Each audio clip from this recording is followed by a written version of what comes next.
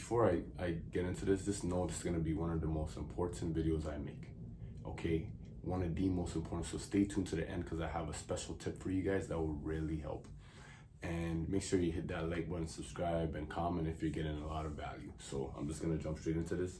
Let's get it. So number one, how disagreeable are they, right? And when you lay down the law, do they listen or do they kind of push back and try to like argue and this, that, and the third? This shows that they have lack respect for men and men's opinions. So if they're really disagreeable about everything you say, like you say something and be like, no, this, that, and the third, they think they're smarter than you in a way of they just don't respect men, authority, and opinions, right? And which is fine if you're just there to smash and pass. You don't have to even put an effort, right? But if you want somebody who's loyal and caring and feminine and you lay down the law, you are looking for someone who listens, right? Sure, if you're laying down a ridiculous rule, then it makes sense that they don't want to listen. But if it makes sense and you've explained the parameters and they still want to go on and do their own thing, this is not somebody you want to be with in the long term. It's somebody who eventually will get tired and say, I want to go back to the yard or the road where I was born and raised, and will leave you in a hurt if you've already attached. So the goal of this is when you figure out who she is, you can still have your fun, but do it from a distance. Don't get attached, don't get too invested, don't be spending so much time with her, so much money on that. The more investment you make as a man, the more you feel like that's love and you care for them. The more investment they make as women, they don't really give a fuck, to be honest. You could get shot and be in the hospital, and quite frankly, to say someone that would just leave you bleeding, right? So number two, does she keep male attention around? So what's her phone? You can't really know this unless like she talks about them a lot. And even then I say don't engage. Be like, yo, why are you talking about this to me? Unless you want to get more information, which I think is very ideal. But if you do have access to a phone, how much people is she entertain and what are they talking about? When you see a ring pop up on her phone, does she hide it? Does it like, are you able to see it? Like, which makes sense if you're not dating. Like, it's kind of might be seen as controlling. But if you're aiming for dating or marriage, like that's something you should be very aware of, right? Because that means she's kind of leaving her options open and she actually doesn't see you as her best she could do. So she's kind of leaving one foot in, one foot out the door. She wants you to cut off all your holes. But like for her, she's kind of like, oh, but he's just a friend. Because they have plausible deniability, right? They will chill with guys that have next up at group events. So you can't say, oh, I just went out with this guy, right? And that's how, not conniving, but smart some of these women are, right? You got to know yourself against these signs. So 3, I don't want to say provocative pictures because if they're covert, you're not going to be out here posting bikini pictures and this, that, and the third. So what you be looking for is travel pictures. Is there a lot of solo traveling going on? Is there a lot of only girl trip traveling going on, right? That's a very key point to look for because that means they want to experience a lot of things. And I'm not talking about scenery, babes, right? So you want to see what type of like where are they going, how frequent are these travels, right? Because you won't find out what happens over there. What happens in Vegas stays in Vegas type of vibe, right? So I'm not saying this is 100% an indicator, but you have to look at people as a collection of things, right? So these tips I'm giving you, how much of that is checking the list? If there's 2, 3, 4, depending on which one it is, you might have to just cut your losses, right? Unless you want to just have fun. But remember, the longer you stay, the more attached you might get. So you have to touch carefully. 4, what are her friends like? Are they saints or are they sinners? And this is easy to tell based on the stories she tells about her friends, based on like the way their friends dress, look, talk, this, that, and the third. It's very easy to tell, right? A lot of friends, they don't want to hide who they are, right? It's only the woman who wants you, who kind of molds into becoming who she thinks you would like, right? Which is why I say, be very mysterious. Don't give her all the sauce of what you want or what you need. Just kind of let her show you who she is, right? And the best way, if she's very good at this game, is through her friends, right? You could ask about stories about her friends, or she'll willingly probably tell you about her friends, right? Be like, oh, why did this happen, or what's some fun you guys did, and it's easier for them to snitch on her friends because they want to build herself up to you, right? So if you ask stuff about her friend, it's easier for them to throw the friend under the bus or throw the dirt. But you guys heard this quote, birds of a feather. Yeah.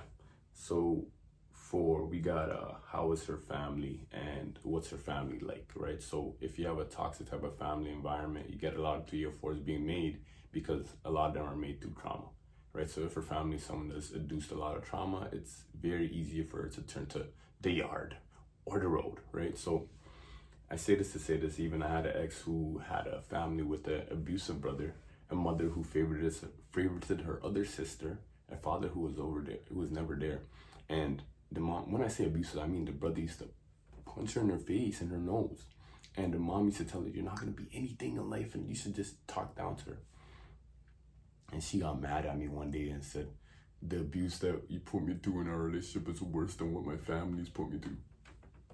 You're talking about your brother that used to thump you in your face and your mom that used to say you ain't gonna be nothing in life, and what, because I showed up 5 minutes late to it, to me, you know what I'm saying? So a lot of, even the tip I forgot to ask it is not even on the list, but how is her emotions? If she can she regulate her emotions, right? Because if she's sporadically all over the place, this is not someone you want to be with in the long term, right? Because they're gonna do something, say something, become very disrespectful for the most minor convenience, and then you're gonna be the one putting out the fires. And if you don't do it well, everybody's coming back to you, right? Because a lot of times women neglect the superpower they have, that they could be the most vile, evil human beings, but they could cry and there'll be 20 men over there to the rescue, 30 girls over there saying, oh yeah, he's right, I mean, you're right, he's wrong, right?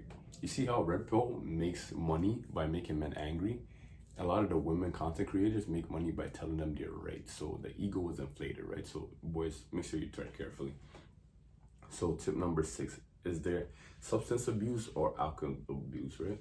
So does he like to drink a lot? Does he like to smoke a lot? And when you come face with someone like this, they're running away from reality in a way. They can't handle their scummy thoughts or just their past coming to haunt them. So they like to drown themselves in alcohol or doing drugs, right? And obviously from time to time, it's fine for you to go to a bar or let loose from time to time. But if she's a regular at a bar and the workers and other regular customers know her by name, not really the best person you want to surround yourself with, right? Because this means, for one, she's hiding herself, and for 2, someone who's always high or always drunk, they have 2 personalities. They're normal one, and when they're sober and drunk. So they might have 30 bodies when they're drunk and might not even count that, right? They don't make good decisions with their life, and they can't handle negatives and battles in life. Meaning, so when something bad goes wrong, they'll eventually leave because that's not who they are as a person, right? So make sure you're very key in what they do. And I say take drugs, you don't have to like do coke or nothing, but like prescription drugs. The doctor might have recommended them something because they're lunatic.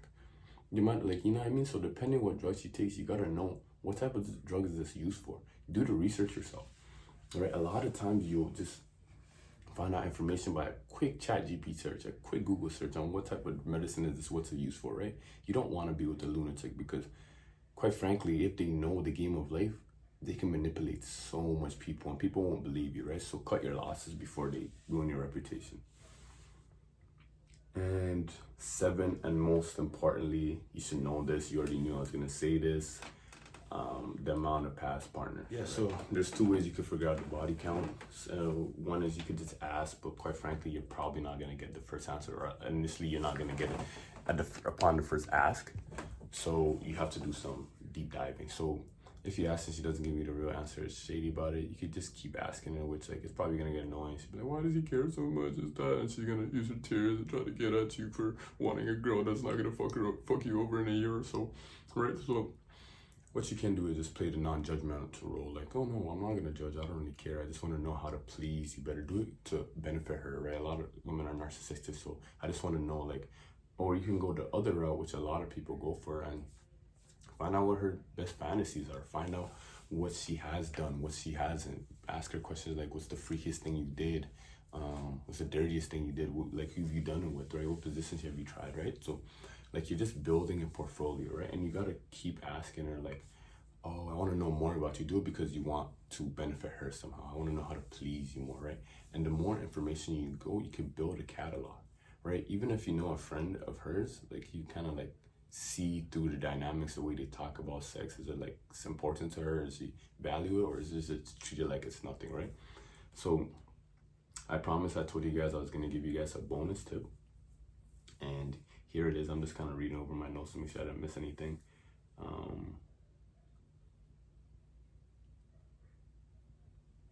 Yeah, okay.